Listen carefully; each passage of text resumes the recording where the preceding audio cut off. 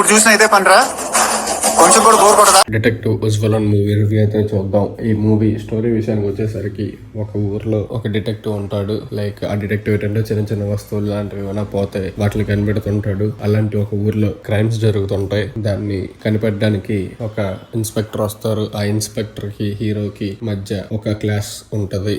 ఎలాగైనా సరే ఆ కిల్లర్ ని కనిపెట్టాలని. అసలు ఆ కిల్లర్ ఆవులు వీళ్ళిద్దరిలో ఎవరు కనిపెట్టారు అనేది రోడ్ ద మూవీ. మూవీలో పాజిటివ్ విషయానికి వచ్చేసరికి మూవీ అలా ఎంగేజ్ చేశారు. ఎవరు కిల్లర్ అని ఎవరి మీద డౌట్ రాకుండా ఆ పాయింట్ లో మూవీ సక్సీడ్ అయింది. మూవీ బీజిఎం బాగుంది అండ్ మూవీలో కొన్ని కామెడీ సీన్స్ వర్కౌట్ అయ్యాయి.